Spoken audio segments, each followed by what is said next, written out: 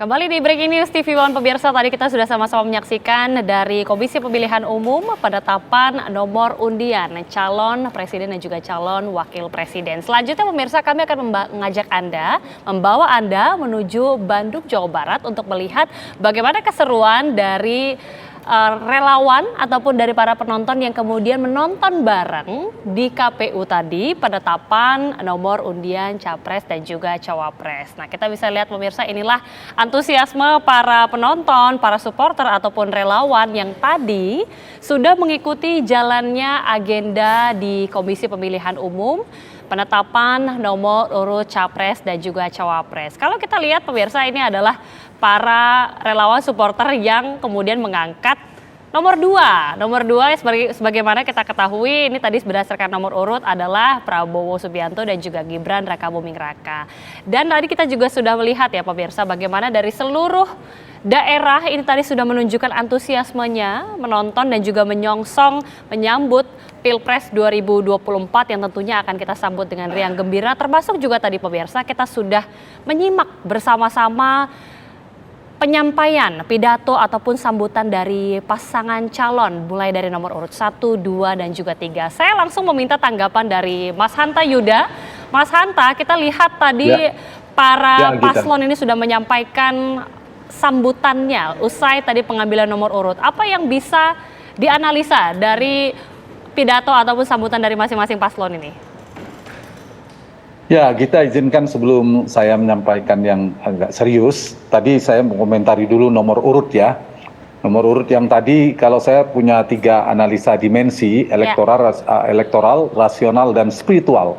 Jadi sisi elektoral itu sesuai harapan. Harapannya Partai Gerindra dapat nomor 2 karena partainya, dan ternyata Pak Prabowo dapat nomor itu juga. Kemudian PDI Perjuangan nomor 3, kemudian ternyata Ganjar dapat itu juga capresnya. Jadi yang happy, yang malam ini senang adalah Pak Muhaimin dengan PKB-nya. Ini kabar baik buat partai-partai yang mendukung itu. Tapi kabar kurang baik buat partai koalisi yang lainnya selain PKB, selain Gerindra, dan selain PDI Perjuangan. Karena mereka tidak bisa mengoptimalkan efek ekor jas itu. Yang kedua dari sisi rasional, saya mengingatkan kembali bahwa pemenang pemilu nomornya beda-beda. Terakhir nomor 1 di pemilu 2019, kemudian nomor 2 2 kali menang, nomor 2 di pemilu 2014 dan pemilu 2009, SBY dan Jokowi di periode pertama, dan SBY periode kedua 2004, bahkan mungkin nomor yang dihindari yaitu nomor 4 Pak SBY menang pertarungan pada saat itu, dan nomor 3 Mas Anies pernah menang di DKI.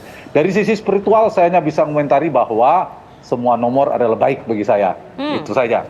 Nah, kemudian yang paling penting dari nomor itu adalah kemampuan bagi masing-masing kubu, masing-masing pasangan membranding nomor itu.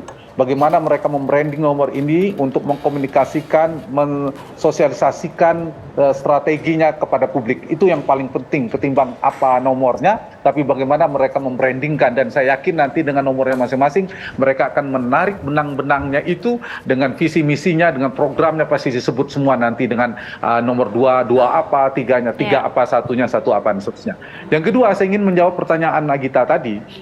Dari yang disampaikan baik oleh Pak Muhaimin, Pak Prabowo dan Ganjar menyampaikan, saya kira dengan Pak Ganjar yang paling serius, sekira poin-poinnya. Pak Prabowo sangat santai tanpa teks, kemudian Pak Muhaimin juga santai tapi juga isinya juga cukup mendalam. Satu catatan saya, tampaknya gambaran pidato ini akan menjadi gambaran pembelahan isu kita. Dan dulu, kalau dulu 4 tahun, 5 tahun yang lalu, pembelahannya kan, mohon maaf, harus saya sebut ada cebong, ada kampret, kemudian ada istilah Islam, anti-Islam, seterusnya. Sepertinya kita sudah meninggalkan itu. Itu kabar baik. Kabar baik. Dan sekarang pembelahannya mungkin isu-isunya akan kuat soal isu keberlanjutan dan isu perubahan. Yang kedua nanti akan diikuti dengan isu kecurangan, netralitas, KKN, dan seterusnya. Nah, pembelahan ini akan diikuti nanti oleh narasi yang terbangun pemilih kita, pembelahan itu. Dan catatan saya, potensi yang terbentuk ini bisa menguntungkan sekaligus akan menjadi musuh bersama pasangan Prabowo Gibran. Tapi keberlanjutan itu sepertinya menjadi kemewahan bagi Prabowo Gibran sekarang. Sementara saya melihat makin kemari tidak hanya Anies dan Muhaimin yang masuk pada lingkup ceruk perubahan. Tanpa sengaja sebenarnya Ganjar Muhaimin sudah masuk pada ceruk perubahan. Bedanya mungkin satu lebih perubahan ekstrim, yang satu perubahannya lebih moderat. Meskipun isu-isunya bisa sebaliknya lebih keras yang dilakukan oleh dari sisi Mas Ganjar. Nah, jadi spektrum politik ini akan terbagi dalam dua ini ya, dari pidato yang disampaikan tadi cukup keras, satu itu. Yang kedua, poin saya adalah mungkin ini juga menjadi PR bagi Mas Ganjar Pranowo untuk mengambil posisi tadi. Seperti saya katakan, pembelahannya sudah menjadi seperti eksklusif milik Prabowo Gibran di keberlanjutan, sementara Puan sudah punya Anies, dan di sini ada kegambangan harus mencari posisi di mana. Karena itu PR-nya Mas Ganjar adalah harus rebranding. Nah, satu lagi saya ingin komentar soal isu netralitas, soal kecurangan yang dicurigai tentu kepada pasangan Gibran, dalam hal ini Pak Jokowi berada di belakangnya. Saya kira, menurut saya harusnya Pak Jokowi memilih betul-betul netral. Kenapa? Karena posisi momentum elektoralnya sekarang ini Prabowo Gibran sekarang sedang di atas. Sudah momentum di sana sedang bergulir, elektabilitasnya sedang menguat.